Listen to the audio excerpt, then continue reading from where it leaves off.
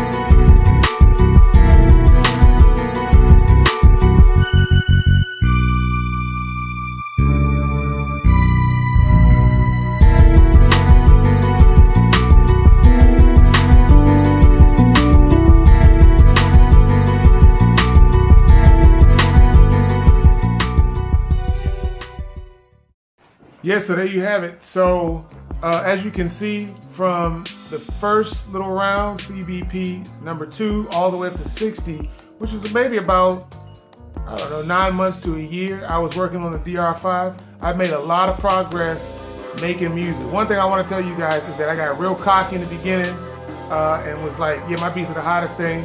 A buddy of mine was like, no, your beats suck. And I said, okay, I'm gonna go in the lab and literally create the best beats that I can. So that was a part of me getting a lot better on the program, which was again, being humble or being humble, should I say. So in 2004, another old buddy of mine who was rapping at the time, he got Fruity Loops, but no one knew how to work Fruity Loops except for me, because I had some experience working with that other dude who never really showed me how to work it. But yeah, so I ended up coming over to the house and just working on Fruity Loops version 4, just figuring it out, you know. And I want to show you guys a beat that I made from that little small time. Check this out.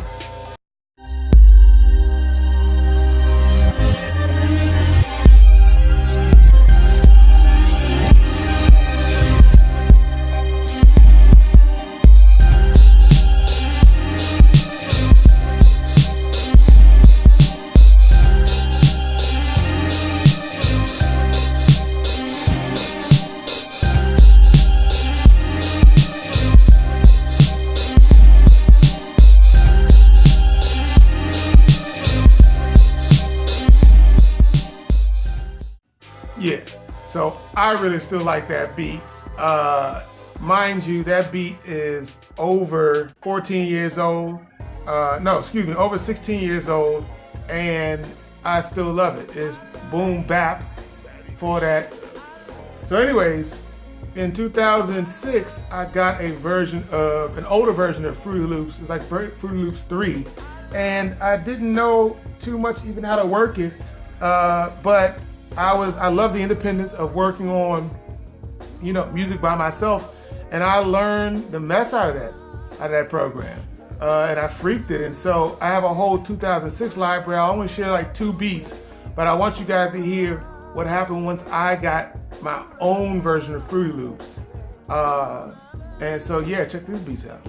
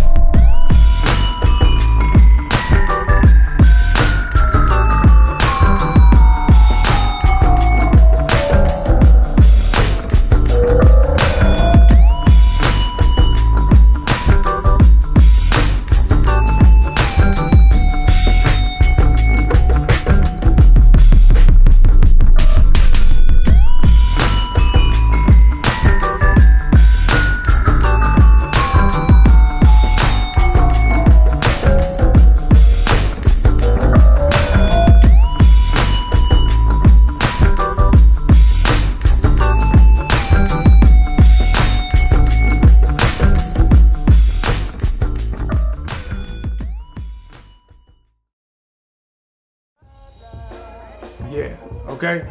So I'm still very proud of a lot of those beats that I had made. They're older, obviously. You know, I'm a big Kanye West fan, obviously, and No ID and J Dilla. In 2006, I really started working heavily in GarageBand because I had an iMac but I really didn't know how to use it too much, you know. So in 2006, 2007, I really started working heavily in GarageBand. So what I would do is I would make beats in Fruity Loops and then take them over, bounce them over to GarageBand, and then I'd play instrumentation. So it got a lot better in terms of what I was able to do. Now I'm able to, you know, produce beats over one thing and then play and then utilize my instrumentation over the next one. So I want to play one beat from that time. I came out with this beat in 2007. Okay. Yeah, let's check it out.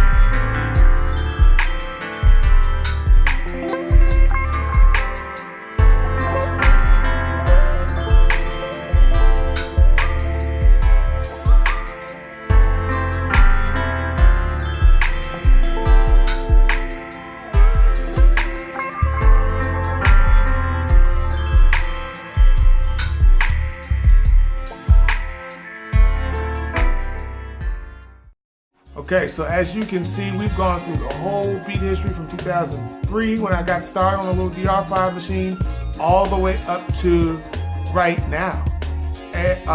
2010, I'd say, would have marked the beginning of this era. 2010, I opened up my audio engineering business where I have independent artists come through and I record them and mix and master their stuff all in my home studio. Deja Bell and I began our music production company where we'd write songs for other people, we'd write jingles, we'd work on our joint project that we have coming out soon. And you know, I just wanted to show you guys that a lot has come out of home studios, so don't crap on home studios. Don't think that because you don't have an expensive mixing board and, you know, $1,000 speakers everywhere that you cannot produce really good music. The whole point is to get started and get started now, okay? That's what I want to inspire you guys to do, okay? In 2018, May, as you guys remember, I opened up MattyChef.com. And so this journey has been a great journey. I hope to continue doing more, and I hope that you guys let me know what you thought about this. Leave some suggestions as to what we should do on Fiyah Side Fridays and discuss in the comment section below. And have a productive time until the next time. Peace.